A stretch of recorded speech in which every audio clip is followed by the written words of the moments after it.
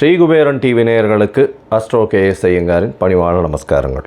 ராகு கேது பெயர்ச்சி 2025 ஏப்ரல் 26 சித்திரை மாதம் 13ஆம் நாள் சனிக்கிழமை ரேவதி நட்சத்திரத்தில் இந்த ராகு கேத்துவினுடைய பெயர்ச்சியாகுது. ராகு கேத்து பெயர்ச்சி அப்படின்றது என்ன அப்படின்னா, ராகு கேத்து இந்த ரெண்டு கிரகங்களும், அதாவது ஒரே கிரகங்கள், ஒன்று தலையாகவும் ஒன்று வாலாகவும் கருதப்படுகிறது. இவ்வளவு நாள் மீன ராசியில் இருந்த ராகு இப்பொழுது கும்பராசிக்கும், கேது கன்னியா ராசியில் இருந்தவர் இப்போ சிம்ம ராசிக்கும் வரார். அதாவது பூரட்டாதி 4ஆம் பாதத்தில் இருந்தவர் பூரட்டாதி 3ஆம் பாதத்துக்கு வரார். உத்திர நட்சத்திரம் 2ஆம் பாதத்தில் இருந்த கேது உத்திர நட்சத்திரம் 1 பாதத்துக்கு வரார்.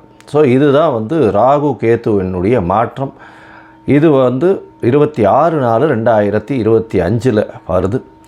இதற்கு அடுத்த ராகு கேது பெயர்ச்சி பார்த்தேனால் 13/11/2026. ராகுவை விட கேது மிகவும் கொடுமையானது. இது ராகு கேத்துவினுடைய தன்மை.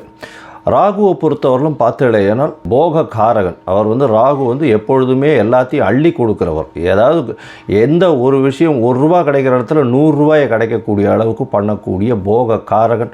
எல்லாவற்றிலும் அபரிமிதமான விஷயங்களை கொண்டு சேர்ப்பார். எல்லாமே ரொம்ப பெரிய ப்ராஜெக்ட்ஸ் எல்லாம் போடுறதெல்லாம் பார்த்திங்கன்னா ராகுவினுடைய ஆட்டம் ரொம்ப அதிகமாக இருக்கும் அந்த இடத்துல. சரி, கேதுவை பற்றி எடுத்தோமானால் எல்லா விஷயத்தையும் சுருக்குவார், தனிமைப்படுத்துவார், அசிங்கப்படுத்துவார், அதாவது கேவலப்படுத்துவார். எல்லாவற்றையும் தானே புரிந்து கொள்ள அளவுக்கு எல்லா விஷயத்தையும் அனலைஸ் பண்ணி அதுக்குள்ளே இருக்கிற விஷயங்களை, மூலக்கூறுகளை சென்று பார்க்கக்கூடிய அளவுக்கு அவர் யோசிக்க வைப்பார். தன்னை தானே உணர்தல் அப்படின்றது கேதுவினுடைய ஆதிக்கம் அதிகமாக பொருந்தியவர்களுக்கு நிச்சயமாக உண்டு. இதை தவிர பார்த்தேனால் ராகுவை பொறுத்தவரையிலும் 1 100ஆக்கக்கூடியவர், ரொம்ப பெருசாக பிரம்மாண்டத்தை கொடுக்கக்கூடியவர். கேது 100 இருந்ததுன்னா 1 ஆகிடுவார், 1 இருந்தால் -100 ஆகிடுவார். அந்த மாதிரி ரொம்ப சுருக்கக்கூடியவர். அவர் இருக்கும் வீட்டையும் பார்க்கும் வீட்டையும் சுருக்கக்கூடியவர். இந்த பொதுவாகவே ராகு கேது ரெண்டுமே துர்கிரகங்கள். ஆனால் சுபர்களுடைய பார்வையோ சுபர்களோடு சேர்ந்து இருக்குமேயானால் ரொம்ப பெரிய ஏற்றத்தை கொடுக்கும். அதை தவிர பார்த்தேனால் சுபர்கள்னு சொல்கிறத விட அவர்கள் எந்த வீட்டில் இருக்கிறார்களோ அவர்கள் ஆட்சி உச்ச மூல திரிகோண வீடுகளாக இருந்து அது ஒரு பெரிய ஏற்றத்தை கொடுக்கும். திடீர் ஜாக்பாட்டெல்லாம் அடிக்கக்கூடிய காலகட்டமாக அமையப்போகிறது. இதை தவிர பார்த்தேனால் ராகுவை பொறுத்தவரையிலும், அதாவது வெளிநாட்டிலிருந்து, வெளி மாநிலத்திலிருந்து, வெளி ஊரிலிருந்து, வெளி மதத்திலிருந்து இவர்கள் மூலியமாக உங்களுக்கு இன்வெஸ்ட்மெண்ட் ஃபண்டு வரும், திடீர் வேலை பிராப்திகள் வரும். வெளிநாட்டிலிருந்து வெளிநாடு போகக்கூடிய வேலை பிராப்திகள்லாம் நிறைய வரும். அது தவிர பார்த்தேனால் வெளியூர் வெளி மாநிலம்லாம் போயிட்டு வரக்கூடிய வாய்ப்புகள்லாம் ரொம்பவுமே அதிகமாக இருக்கும். ஆனால் கேத்துவை பொறுத்தவரையிலும் பார்த்தேனால் கேத்துவுக்கு பொதுவாகவே பார்க்கும்போது அது மருத்துவ கிரகம்னு சொல்லக்கூடியது, மருந்து, அதை தவிர மயக்க நிலையை உருவாக்கக்கூடியது, மயக்க மருந்து, இந்த மாதிரியான விஷயங்கள், போதை வஸ்துக்கள், போதை தரும் இடத்துலையே ஒரு இடத்த விட்டு வெளியில் போகாமல் இருக்கக்கூடியது. ராகுவும் போதை தருவார். போதைக்கு உண்டான பொருட்களுக்கு உண்டானது இது பண்ணுறது, ட்ரக் டிராஃபிக்கிங் இதெல்லாம் பண்ணுறதுக்கும் ராகு வேணும். கேது அந்த மூலப்பொருளாக இருப்பார். அதுதான் ரொம்ப விஷயம். 2 பேருமே ஒரே இடத்துல வருவாங்க, ஆனால் கொஞ்சம் கொஞ்சம் மாறுபடுவாங்க. ரொம்ப ஜாக்கிரதையாக அதை கணக்கு பண்ணணும். அது தவிர பார்த்தேனால் அதாவது இந்த பில்லி சூன்யம் ஏவல் ஒருத்தரை பயமுறுத்துறது இந்த மாதிரியான விஷயங்கள் எல்லாம் கேத்துவனுடைய ஜாலங்கள் அதிகமாக இருக்கும். ராகுவை பொறுத்தவரையிலும் அவர் சொல்லி அடுத்தவங்க கேட்டு மயக்க வைக்கக்கூடிய அளவுக்கு அந்த கரும்பாம்பு செம்பாம்புன்னு சொல்லுவாங்க. ராகுவை கரும்பாம்புன்னும் கேத்துவை செம்பாம்புன்னு சொல்லுவாங்க. ராகுவுக்கு பார்த்திங்கன்னா 18 வருஷம் இந்த விம்சோத்தரி திசையில் கொடுத்துருக்காங்க. கேத்துவுக்கு 7 வருஷம் கொடுத்துருக்காங்க. 18 வருஷத்தில் ஒருவருக்கு ராகு நல்லபடியாக இருந்து சுவர்களால் பார்க்கப்பட்டு அவர்களுடைய இருந்த இடத்தினுடைய வீட்டினுடைய அதிபதி ஆட்சி உச்ச மூல திரிகோணம் திக்பலம் இந்த மாதிரியான விஷயங்கள் அடைந்திருந்தாரே ஆனால் நல்ல ஒரு யோகத்தை அந்த காலகட்டத்தில் கொடுப்பார். ராகுவுக்கும் கேத்துவுக்கும் சிறு அதாவது பிரச்சனைகள் இருக்குமேயானால், அவர்கள் இருக்கும் இடத்தின் மூலியமாக பிரச்சனை இருக்குமேயானால் அவர்களுக்கு என்ன எளிய பரிகாரம் செய்யலாம் அப்படின்றத பார்க்கும்பொழுது ராகுவுக்கு எளிமையான பரிகாரம் அப்படின்னு சொல்லக்கூடியது ராகு காயத்ரி.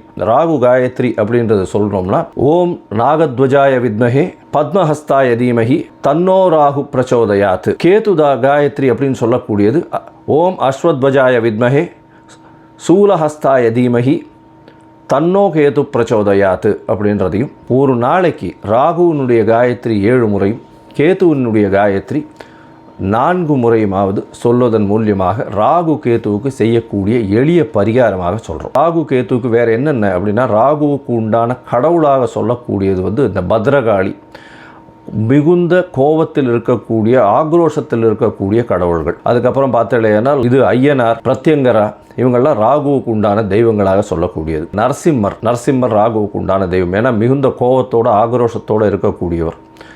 இதெல்லாம் இந்த தெய்வங்கள் எல்லாமே ராகுவுக்கு உண்டான பரிகார ஸ்தலங்களாக இந்த தெய்வங்கள் இருக்கக்கூடிய இடத்த இது பண்ணலாம். இவர்களுக்கு எலுமிச்சம்பழம் மாலை, எலுமிச்சம்பழம் இதில் நல்லெண்ணெய் விட்டு இது ஏற்றுறது, எண்ணெய் விட்டு திரி போட்டு விளக்கு ஏற்றுறது. அதை தவிர பார்த்தாலேயானால் பூசணிக்காயை 2ஆக கட் பண்ணி அதில் இருக்கிற சதப்பத்தை எடுத்துட்டு எண்ணெயை விட்டு ஏற்றுறது. இதெல்லாம் ராகுவுக்கு உண்டான தோஷங்களை நிவர்த்தி செய்யக்கூடியது, ராகுவுக்கு உண்டான எளிய பரிகாரங்களாக சொல்லக்கூடியது. கேத்துவுக்கு உண்டானது விநாயகரை சொல்வார்கள். அது தவிர ஆஞ்சநேயர், அதாவது தலை மாறியவர்கள், அதாவது விநாயகரும் சரி ஆஞ்சநேயரும் சரி, இவர்கள் 2 பேரையும் சொல்லுவாங்க. அது தவிர சித்தர்கள், யோகிகள், ஞான குருமார்கள், குரு பீடங்கள், மடங்கள், இதெல்லாம் சொல்லக்கூடியது. இந்த இடத்துக்கெல்லாம் போய் உங்களால் முடிஞ்ச படிப்புக்கு உண்டான ஏதாவது உங்களால் தானங்கள் செய்ய முடிஞ்சதே ஆனால் இந்த இடத்துல ஒரு நல்ல ஏற்றம் கிடைக்கும். ஆட்டிசம் சைல்டு, மனநலம் சற்று பேதலித்து குன்றி இருக்கக்கூடிய குழந்தைகள், வளர்ச்சி குன்றிய குழந்தைகளுக்கு உங்களால் முடிந்ததை செய்யும் பொழுது கேத்து பகவானின் மூலியமாக வரக்கூடிய எல்லா பிரச்சனைகளிலிருந்தும் நிச்சயமாக விடுதலை பெறலாம். ராகு கரும்பாம்பு, பாம்பு அப்படின்னு சொல்கிறதுனால கரு நீலம் அவருடைய கலராக சொல்லக்கூடியது. அதே மாதிரி பார்த்தேனால் கருப்பு உளுந்து, அது அவருடைய தானியம். கேத்துவுக்கு பார்த்தேனால் மல்டி கலர், அதாவது பல வண்ணங்களை கொண்ட ஷர்ட்டு இல்லைனா பல வண்ணங்களை கொண்ட விஷயங்களை தானம் பண்ணிங்கன்னா கேத்துவுக்கு பிரீத்தியாக சொல்லக்கூடியது. கேத்துவுக்கு கொள்ளு, அது தானமாக கொடுக்கறதோ. ராகுவுக்கு பார்த்தீங்கன்னா இந்த சூதாட்டம், கேளிக்கை மையம், அதை தவிர பாரு, அந்த மாதிரியான விஷயங்கள் ராகுவினுடைய இடத்தின் கட்டுப்பாட்டை கொண்டவர் அவர். கேத்துவுக்கு மடம், அதை தவிர இது தபோவனம், இந்த மாதிரியான விஷயங்கள், அதை தவிர தனித்து இருக்கக்கூடிய இடங்கள், அதை தவிர இந்த தவம் செய்யும் இடம், இதெல்லாம் பார்த்திங்கன்னா கேத்துவினுடைய இடமாக சொல்கிறாங்க. இது தவிர பார்த்தாலேனால் இந்த ராகுவுக்கும் கேத்துவுக்கும் 3-11 பார்வை இருக்குன்னு சில ஜோதிட கிரந்தங்கள் சொல்கிறது. அதாவது இப்போ பார்த்தாலேனால் கும்பராசியில் ராகு இருக்கிறதுனால 3ஆம் இடம்னு சொல்லக்கூடிய மேஷத்தையும் தனுசு அப்படின்ற 11ஆம் இடத்தையும் பார்க்கறது ராகு. கேத்துவை பொறுத்தவரையிலும் மிதுனத்தையும் துலாத்தையும் பார்க்கும். அவர் இருக்கும் வீட்டிலிருந்து 3-11 7ஆம் இடத்தை எல்லா கிரகங்களும் பார்க்கும். ஏன்னா சப்தம பார்வை உண்டு அப்படின்றத சொல்கிறது. சரி, இப்போ ராகுவை பற்றி பேசணுன்னா பேசிகிட்டே இருக்கலாம். கிட்டத்தட்ட ஒரு 3 மணி நேரம் 4 மணி நேரம் கூட கண்டினியூஸாக பேசலாம். ஆனால் இப்போ நம்ம ஒரு ராசிக்கும் மேஷம் முதல் மீனம் வரை என்னென்ன பலன்கள்னு பார்ப்போம். மிதுனம், மிருகசீரிஷம், திருவாதிரை, புனர்பூசம், இந்த 3 நட்சத்திரம் 9 பாதங்களை கொண்ட ராசி. ராசியின் அதிபதி அப்படின்னு சொல்லக்கூடியவர் புதன். மாத கிரகம், அவர் அதிவேகமாக செல்லக்கூடிய மாத கிரகமாக சொல்லக்கூடியவர். சரி, இப்போ ராகு கேத்துவினுடைய பெயர்ச்சி இந்த மிதுன ராசிக்காரர்களுக்கு என்ன ஒரு ஏற்றத்தை கொடுக்கறது அப்படின்னு பார்ப்போம். உங்களுடைய ராசிக்கு இவ்வளோ நாள் 10ஆம் இடத்துல இருந்த ராகு பகவான் உங்களுடைய ராசிக்கு 9ஆம் இடத்துக்கு வரார். 9ஆம் இடத்துல வர்றதுல என்ன பெரிய தனி சிறப்பு அப்படின்னா, 9ஆம் இடம்னு சொல்லக்கூடியது பாக்கியஸ்தானம். பாக்கியஸ்தானத்தின் அதிபதியான சனி ஆட்சி பெற்று போயிருக்கார். எப்பொழுதுமே ராகு எந்த வீட்டில் இருக்கிறாரோ அவருக்கு சொந்த வீடு கிடையாது. அதனால் எந்த வீட்டில் இருக்கிறாரோ அந்த வீட்டினுடைய அதிபதி அவர் உச்சம் பெற்றோ மூல திரிகோணத்தில் இருந்தோ ஆட்சி பெற்றோ இருந்தாரே ஆனால் அவருடைய வேலைகளை பன்மடங்கு கொடுக்க செய்யக்கூடிய காலகட்டம். அதனால் பாக்கியங்கள் மிகவும் அதிகமாக பெருகக்கூடிய காலகட்டம். மறைந்த இடத்திலிருந்து திடீர் பொருள் வரவு வரும். எங்கேருந்தே நினைக்கவே முடியாத அளவுக்கு திடீர்னு பொருள் வரவு வரக்கூடிய காலகட்டமாக அமையும். அதோடு பார்த்தோம்னா தந்தையின் மூலியமாக சொத்துக்கள் வரக்கூடிய வாய்ப்புகள் நிச்சயமாக இருக்குது. தந்தையின் உடல்நிலையில் சற்று பின்னடைவு இருந்தாலும் தந்தையின் மூலியமாக சொத்துக்கள் வரக்கூடிய வாய்ப்புகள் உண்டு. உங்களுடைய ராசிக்கு பார்த்தோம்னா வெளிநாடு போய் படிக்கக்கூடிய பாக்கியம் நிச்சயமாக உண்டு. பண வரவிற்கு பஞ்சம் இருக்காது. குடும்பத்தில் நல்ல ஒரு ஏற்றம் இருக்கும். 11ஆம் இடத்தை ராகு பார்க்குற. ராகு உங்களுடைய ராசிக்கு 9ஆம் இடத்துல இருந்து 11ஆம் இடத்தையும் பார்க்குறார். உங்களுடைய ராசிக்கு 7ஆம் இடத்தையும் பார்க்குறார். ஒரு 15 நாள், அதாவது 11/5/2025 அன்றைக்கி பார்த்தேன்னா உங்களுடைய ராசியிலேயே குரு வந்து சமசப்தமத்தை பார்க்குறதன் மூலியமாக ராகுவினுடைய பார்வை 7ஆம் இடத்தில் விழுந்தாலும் பெரிய ஏற்றம். அதை தவிர ராகு கோதண்ட ராகுவாக பரிமளிக்க போகிறார். எல்லா விஷயத்திலையும் உங்களுக்கு வெற்றியை கொடுக்கக்கூடிய காலகட்டமாக அமைய போகிறது. பாக்கியங்கள் அதிகமாக வரக்கூடிய காலகட்டமாக அமைய போகிறது. வெளிநாடு போய் படிக்கணும்னு நினைக்கிறவர்களுக்கெல்லாம் வெளிநாடு படிப்பு ஏற்படக்கூடிய வாய்ப்பு, நீங்கள் நினைச்ச யூனிவர்சிட்டி கிடைக்கக்கூடிய வாய்ப்பு நிச்சயமாக இருக்கக்கூடிய காலகட்டமாக இருக்கும். உங்களுடைய ராசிக்கு பார்த்தோன்னா புதிய வேலைகள் கிடைக்கக்கூடிய வாய்ப்பு, வேலையில் மாற்றங்கள், வேலையில் ஏற்றங்கள் இருக்கக்கூடிய காலகட்டமாக அமைய போகிறது. அதை தவிர வந்து வெளிநாடு போயிட்டு வரக்கூடிய வேலை மூலியமாக வெளிநாடு போயிட்டு வரக்கூடிய வாய்ப்புகள் உண்டு.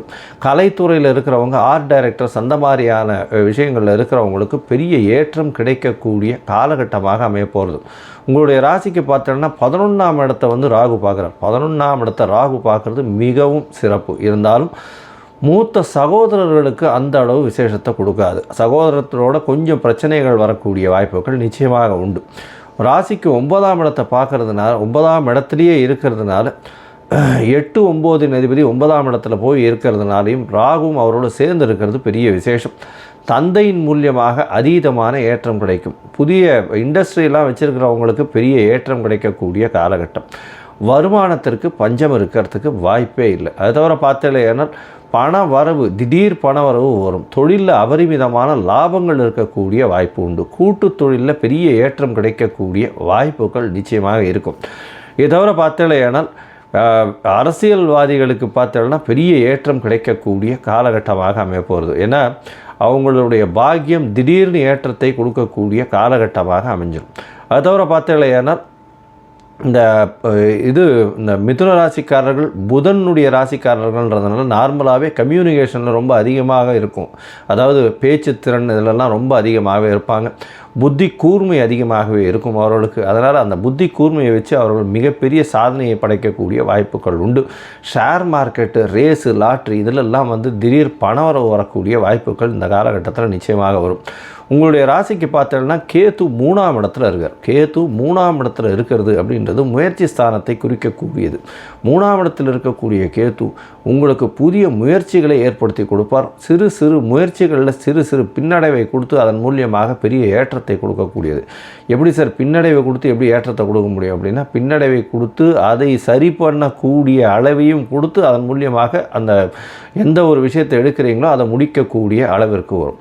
எழுத்து பணியில் இருக்கிறவங்களுக்கெல்லாம் நல்ல ஒரு ஏற்றம் இருக்கும். அதை தவிர வந்து இந்த அதாவது சொல்லக்கூடியது இந்த கோவில் சம்பந்தப்பட்ட விஷயங்களில் எழுதுகிறவங்க, அதை தவிர வந்து இந்த புஸ்தகம்லாம் எழுதுகிறாங்க இல்லையா, அதாவது கோவில் சம்பந்தப்பட்ட சாமி சம்பந்தப்பட்ட புஸ்தகங்கள்லாம் எழுதுகிறவங்களுக்கெல்லாம் பெரிய ஏற்றம் கிடைக்கக்கூடிய வாய்ப்புகள் உண்டு.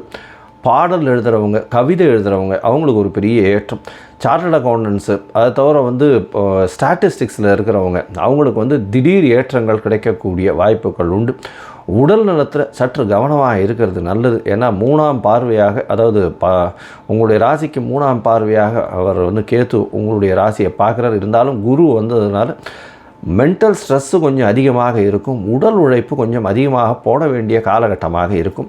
ராசிக்கு 5ஆம் இடத்தையும் வந்து கேது பார்க்குறார், குருவும் பார்க்குறார். இருந்தாலும் 5ஆம் இடத்தை கேது பார்க்கறதுனால குழந்தைகள் மூலியமாக சிறு சிறு தொல்லைகள் வரக்கூடிய வாய்ப்புகள் நிச்சயமாக உண்டு. மொத்தத்தில் பார்த்தீங்களே, ஏன்னா இந்த மிதுன ராசிக்காரர்களுக்கு பெரிய ஏற்றம் கிடைக்கும். நினைத்த காரியங்கள் நினைத்த இடத்தில் நினைத்த நேரத்தில் வரக்கூடிய பாக்கியம் உண்டு. பண வரவிற்கு பஞ்சம் இருக்காது. தந்தையின் சொத்துக்கள் வந்து சேரக்கூடிய காலகட்டமாக அமைய போகிறது. வெளிநாடு வெளியூர் போய் படிக்கக்கூடிய பாக்கியம் நிச்சயமாக உண்டு. முயற்சிகளில் சிறு சிறு பின்னடைவு இருந்தாலும் முயற்சிகளில் வெற்றி அடையக்கூடிய வாய்ப்புகள் நிச்சயமாக இருக்கும். ஏற்றங்கள் அதிகமாக இருக்கக்கூடிய காலகட்டம். குழந்தைகள் மூலியமாக சிறு சிறு பிரச்சனைகள் வந்தாலும் நல்ல ஒரு ஏற்றம் கிடைக்கக்கூடிய வாய்ப்புகள் நிச்சயமாக உண்டு. வெளிநாடு போய் படிக்கக்கூடிய பாக்கியமும், தொழிலில் அபரிமிதமான ஏற்றம் வரக்கூடிய காலகட்டம். பார்ட்னர்ஷிப்பில் வந்து திடீர் ஏற்றம் இருக்கக்கூடிய வாய்ப்புகள் உண்டு. கூட்டு தொழிலில் நல்ல ஒரு வெற்றி இருக்கக்கூடிய காலகட்டமாக அமைய போகிறது. உங்களுடைய ராசிக்கு 7ஆம் இடத்தை ராகு பார்க்கறதுனால சிறு சிறு தடங்கள் திருமணத்திற்கு வரும். இந்த காலகட்டத்தில் பார்த்தீங்கன்னா இந்த திருமண தடங்கல்கள்லாம் வரக்கூடிய வாய்ப்புகள் நிச்சயமாக உண்டு. அதையும் மீறி உங்களுக்கு திருமண காலகட்டம் நிச்சயமாக கைகூடக்கூடிய வாய்ப்புகள் நிச்சயமாக உண்டு. வேலைக்கு பார்த்துட்ருக்கவங்க வேலை கிடைக்கக்கூடிய வாய்ப்பும், வேலையின் மூலியமாக வெளிநாடு செல்லக்கூடிய வாய்ப்பும் நிச்சயமாக வரும். அரசியல்வாதிகளுக்கு பெரிய ஏற்றம் கிடைக்கக்கூடிய காலகட்டமாக அமையப்போகிறது. மொத்தத்தில் இந்த மிதுன ராசிக்காரர்கள் திருநெல்வேலி மாவட்டத்தில் இருக்கக்கூடிய இரட்டை திருப்பதி கோவிலுக்கு போயிட்டு வர்றதன் மூலியமாகும். அதாவது தேவர் பிரான் மற்றும் அரவிந்தலோசன் பெருமாளை போய் சேவிச்சுட்டு வர்றதன் மூலியமாக ராகுகேத்து ஸ்தலமாக கருதப்படுகிறது. அதனால் போய் சேவிச்சுட்டு வர்றதன் மூலியமாகவும் உங்களுக்கு வரக்கூடிய வந்த எந்த பிரச்சனைகளிலிருந்தும் விடுபடக்கூடிய வாய்ப்புகள் நிச்சயமாக உண்டு. இந்த மிதுன ராசிக்காரர்கள் 90 விழுக்காடு மிகப்பெரிய ஏற்றத்தை பார்க்கக்கூடிய காலகட்டமாக அமையும். ஸ்ரீ குபேரன் டிவியை பார்த்தமைக்கு நன்றிகள். மேலும் இது போன்ற தகவல்களை தெரிந்து கொள்ள ஸ்ரீ குபேரன் டிவியை சப்ஸ்கிரைப் செய்யுங்கள். மறக்காமல் பெல் ஐக்கானை கிளிக் செய்யுங்கள்.